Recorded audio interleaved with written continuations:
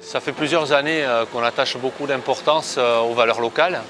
On a lancé les alliances locales pour faire valoir le terroir, la participation, les échanges avec les agriculteurs, les producteurs du coin essentiellement.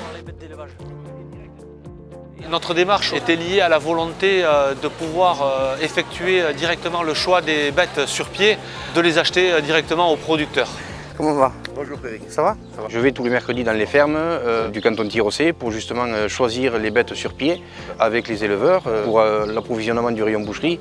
Elles vont repartir pâturées.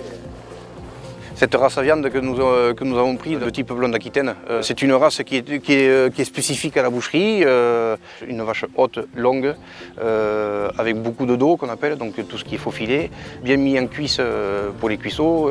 La couleur de viande c'est pareil, vous avez toujours une belle couleur de viande sur la blonde d'Aquitaine, c'est une couleur rouge. C'est des bêtes qui ont beaucoup de rendement en boucherie, c'est pour ça ce choix-là. La qualité du produit vient de l'élevage, vient de ce qu'on leur donne à manger, du temps passé.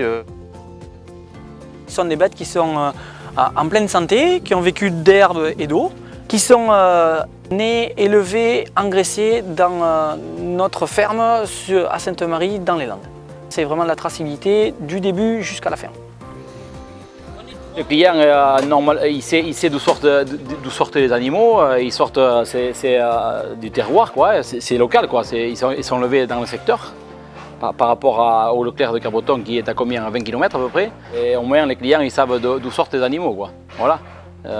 Ils ne traversent pas la France ou d'autres pays, au moins ceux-là ils sortent du coin. Le matin, ils ont une ration d'ensilage d'herbe que l'on produit sur exploitation, avec des légumineuses dedans. Et après, en libre service, elles ont du foin qu'elles mangent quand elles le veulent après dans la journée. Voilà. Les bêtes, si vous voulez, quand elles arrivent au stade de l'engraissement, on supprime l'ensilage et on ne garde plus que la ration maïs humide avec un complément azoté et du foin. Voilà. On sait ce que mangent les vaches et c'est nous qui produisons nos propres matières premières. Le consommateur va y retrouver son compte par rapport au gage de qualité. On les travaille une semaine après sur le rayon pour qu'il y ait une maturation qui se fasse naturellement dans les chambres froides et qu'il y ait une qualité de viande qui soit retrouvée dans l'assiette du consommateur tout simplement. Ce choix-là, en définitive, il est pour une seule et unique raison, c'est que nous ayons des produits de qualité et pour que le consommateur s'y retrouve, l'idée étant que cette qualité, le consommateur la ressente lorsqu'il passe à table et qu'il la retrouve dans l'assiette.